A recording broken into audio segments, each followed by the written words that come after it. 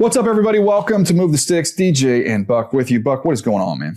Not too much, DJ. Just, rocking and rolling, knocking out these top fives, trying to put together boards. I don't do the top 50 like you do, but I do kind of compile my own list, and I'm going through it, kind of stacking everything before we get to the combine so I don't get swayed by some of the performance that we'll see in the underwear Olympics. Yeah, it is hard, man. It is hard to, to make sure you're being thorough, to make sure, okay, there's new information we're getting here as we're going through the process, but make sure you still hold to what you saw in the video. Now, the one thing I'll kind of give people a little peek behind the curtain, at least on my process, and I know, it was like this for teams, and I know it continues to be like this. I think there's a disconnect between the general public and the scouting community of how do you guys change your order at this time of year? Like, they haven't played any games. It's been months. And then you guys have changes. You update your top fives, I update my top 50, and guys are moving, jostling around and everything. And I always say, look, it's always new information that's coming in. And it's not like we sit here, in the scouting community as well. You don't sit there and watch all 13 games on every player and then put them in concrete on the wall. What happens is you've got a, economy of time here. So you got to be able to get through all these players. I kind of equate it to getting a base layer of paint done. So I'm taking these guys in a list. If you could just imagine just kind of this long list of names and just think of lists of buckets. And it's like, okay, these are the 6-3 grades. So boom, boom, boom, dump all these guys in the bucket. So all the time is being spent getting these guys in the right buckets.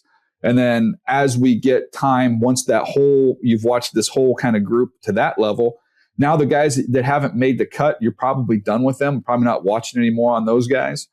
But I'm going to take that slot receiver day 2 bucket where I might have 4 or 5 guys, and now I can really drill down and watch them one after another, watch everything, and then I'm going to watch them block. I'm going to watch the whole thing because I'm going to find the smallest little separators, and that could move guys within that 4 or 5 group up or down. Yeah, the best way to give an analogy is say the first thing that you're trying to do is get the right people on the bus. So we got everybody on the bus. We understand, like, okay, these are the tiers of players. Then it's about getting them in the right seats, getting them in the right order. How do you like these guys? We talk about it on TV when we do Path to the Draft. We do the cluster busters. So we have a bunch of guys with the same grades, but just because we have the same grades, there still has to be a preference. Like, if I had to pick, how do I stack them in those things? Some of the tweaks that you see us do when it comes to your top 50, my top fives, is that's what we're doing. We're going through, we're sorting different things out. We have more information. We've had more time to look at other guys. We begin to throw different names in there because, like, oh, okay, I kind of like this guy now that I've seen them either up close and personal. I've seen them move around. They have the same grade, but now when I watch them visually, this guy has a better chance of being the guy that I'm projecting, just physically, traits, all this other stuff. So there's a lot to go to it. And I wish that I could say, because we are in the entertainment business, and sometimes our jobs here get in the way of our previous jobs when it comes to scouting, because there is an entertainment value. There is a sensationalism that TV and podcasting likes to use when you make moves. So some of that can get into it, but we try and stay as true to the process that we grew up in as possible, while also knowing we have to mock draft and do things or whatever that are kind of buzzy. Yeah, I would say I would use that logic a little bit on the mock drafts of just, to me, it's the dominoes. Okay, well, I'm hearing this, and I've done a couple mock drafts with this, but there's also, man, if this thing goes here, what's the effect? So, and that's something the teams are doing as well. You're just trying to figure out what are the different scenarios that could play out. And a lot of that, it does end up creating conversation. I don't think, that we do that in terms of how we rank the players. No, and I always tell people, because it's one of those things, I'm sure you get hit with it. Like, you go on to do an interview and they're like, hey man, I saw in your mock draft. And you're like, hold on, player. Yeah. If you really want to know what I think about a player, let's bring out the list. And then I can tell you from 1 to 5, 1 to 100. It's a lot easier to defend your eyes than your ears. Yeah. And so sometimes the mock draft says, hey man, what I'm hearing, like, hey, I may not see him like that, but I know there are people that view this kid like this, and he's going to go. And so that's some of it. But what we're going to do today in terms of talking about this stuff is what I really like. And who doesn't like scrimmaging? I like just going back and forth with ideas and those things. And we talked about it a little bit before. we're going to talk about the skill positions, but I got to ask you this, 2 quarterback questions. Yeah. One, now that we know who the coach is for the Raiders, how good do we feel about the potential fit with Fernando Mendoza going to Las Vegas? I like it. I think it makes a lot of sense. Look, they want to run the ball. That's coming out of the offense he was just in. So what are we going to need you to do? We're going to need you to make timely decisions and throws on third down in the red zone. I think Fernando Mendoza, that's a strength of his game, with how he functioned and operated in that, making good decisions, protecting the football. He can drive it. I think he's a really good fit there with Kubiak. He's a good enough athlete. He can move around, do whatever you need to do there.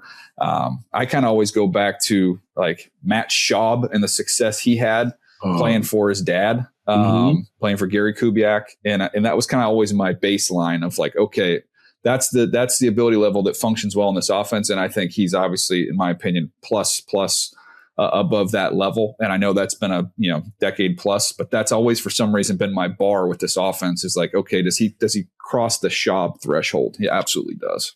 He absolutely does. And Matt Schaub was a third-round pick out of Virginia, had a lot of success with the Houston Texans, made a couple of Pro Bowls and that stuff. And DJ, it's funny that you brought that up because in looking at the Mendoza thing, I thought about, we've talked about this system. We've raved about this system being the perfect system for quarterbacks because we've seen it do a few different things. I've talked about it. You've talked about it. This is a system that has transformed average starters into Pro Bowl players. It has taken Pro Bowl players and made them MVPs. We've seen it over and over again.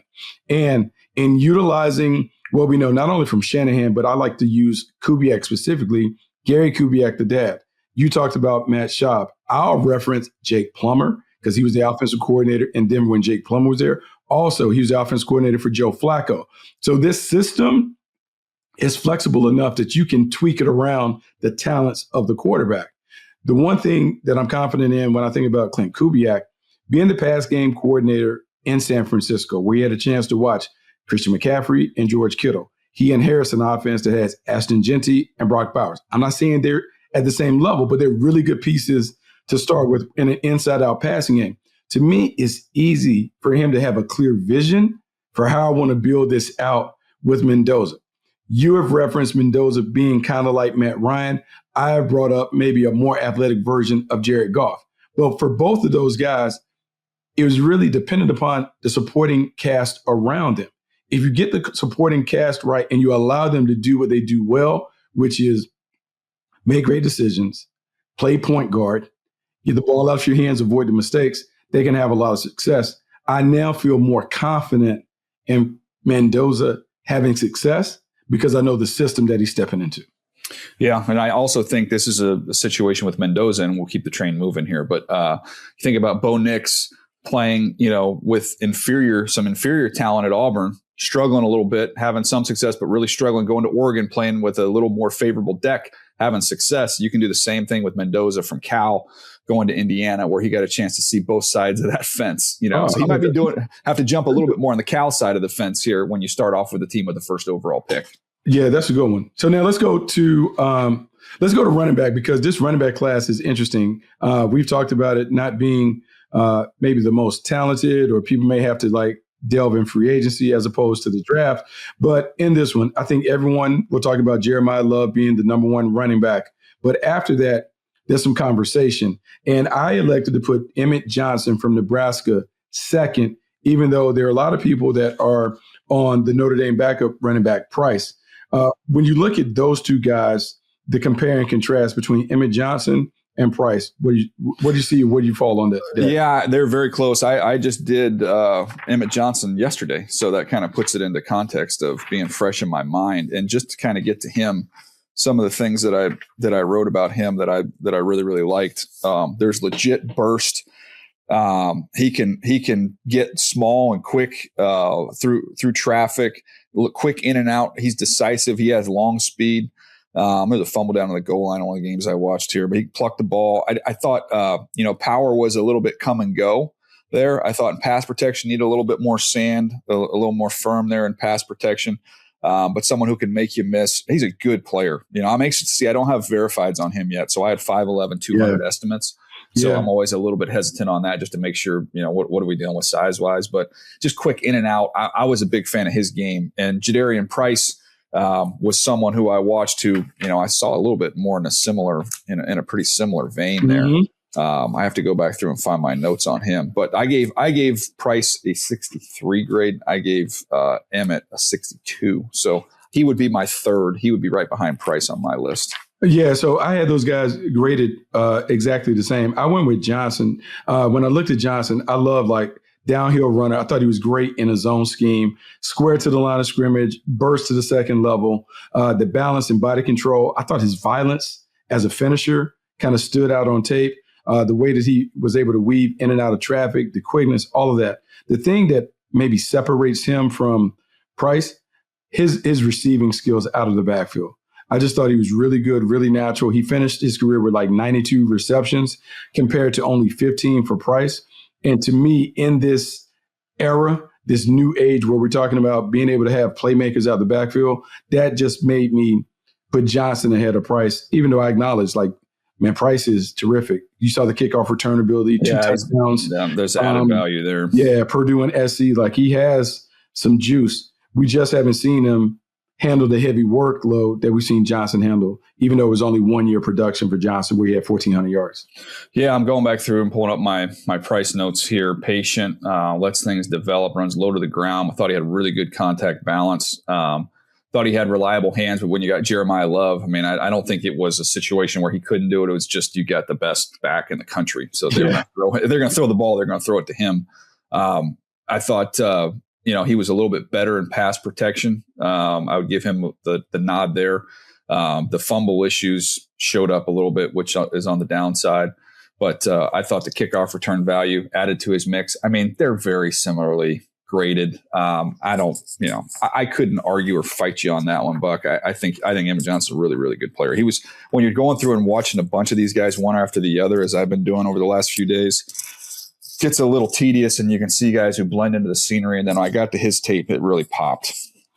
Yeah, look, they are terrific. I don't think you can go wrong. I think both of those guys, we talk about the sweet spot for running backs being in that second and third round. I think what we're talking is somewhere, I wrote down in my notes, 25 to 45. Those guys going, that's kind of the range and where I anticipate them going. But both are really, really good players. The one guy we had a little bit of a disagreement on, I want to get your note because Jonah Coleman. Yeah. Washington, I had him in there in the mix. He made the top 5.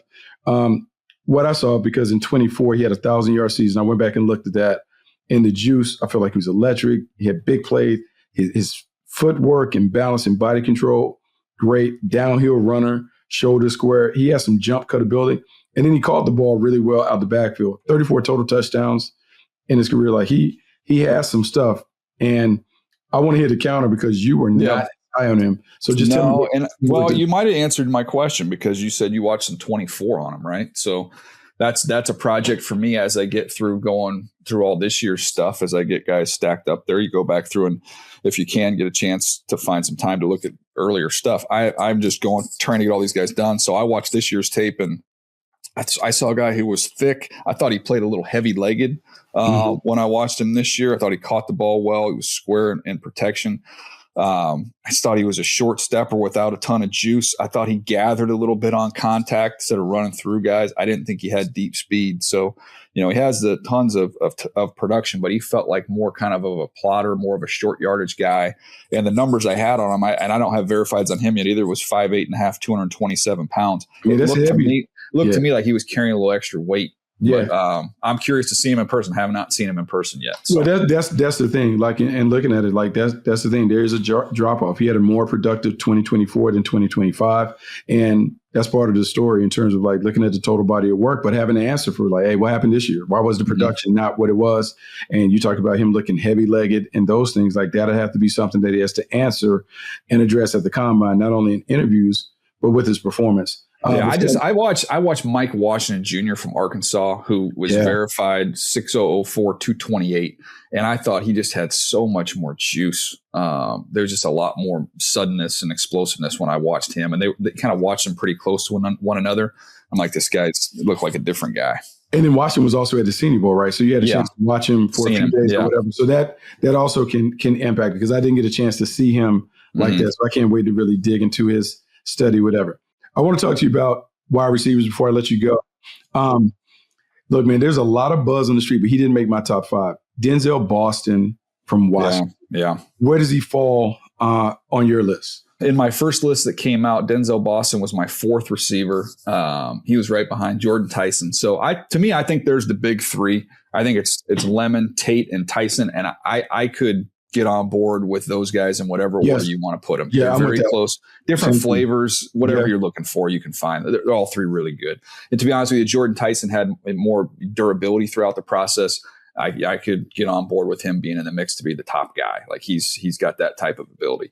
And then next for me, I had Denzel Boston, and he was my 20th overall player. But it's just hard to find guys that are big, that move like that have body control that he possesses. He is, I just have estimates. So he's 6'3", 209, but I think he's going to be a big dude. And then to me, Malachi Fields from Notre Dame, who was in my top 50, he is going to be someone who travels with Boston. I'm anxious to see. Those are kind of my 2 big guys that I like that'll travel together. And then you get to, outside those first 3, those are the big guys that travel together. Then Casey Concepcion, who's got crazy juice, but just has some drops at A&M. Antonio Williams from Clemson's a really good, slot player. Then you've got like Zach Branch as a slot player, Jeremy Bernard from Alabama as a slot player. And then when I watched Omar Cooper's right up there in that mix as someone who's, real strong, physical, and tough. So there's like there's a lot of those guys with running back type builds. I would throw Kendrick Law in there as well from Kentucky. These 200 plus pound guys that are built kind of like running backs and just play with a lot of strength and power. And that reminds me of I wrote down I don't know why I've been kind of obsessed with it from our conversations and talking to Les Snead over the years about, I think the Rams have done as good a job of anybody of identifying wide receivers with Cooper Kupp and with Puka Nacua. Guys who have play strength, who are grounded through the catch, who are strong at the catch point. I've kind of navigated more towards those types of guys. Yeah, no, it's funny. But look, we're already talking about how we have to do it. Talk about Boston and Fields traveling together, big body guys or whatever. And it's funny, being in Seattle way back with Mike Holmgren, we talked about big guys. 4'5" is the magic number. 4'5" anything, because if you're over 6'2", 6'3", and you're able to run at that time, we talk about the speed. My question for Boston was about the speed and the separation, and could he win versus elites, one-on-ones at the next level? You had a chance to see Fields at the Senior Bowl. Heard he killed it. Tore it up down there. Big, fast, and physical. You certainly like those guys. The little guys that you talk about, Concepcion and Branch, both of them have a ton of juice. Both of them have the ability to make things happen with the ball in their hands.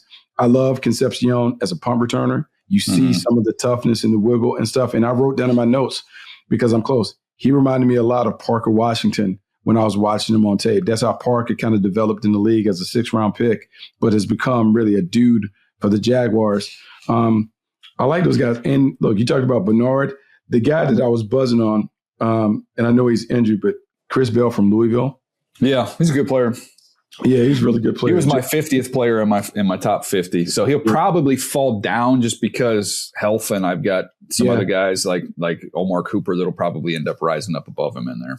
Yeah, but no, it's good. Like it's been fun to study that group. And the next time that I do top 5s, I'm actually going to break it up like we talked about, where we have the bigs, like your traditional, your X's.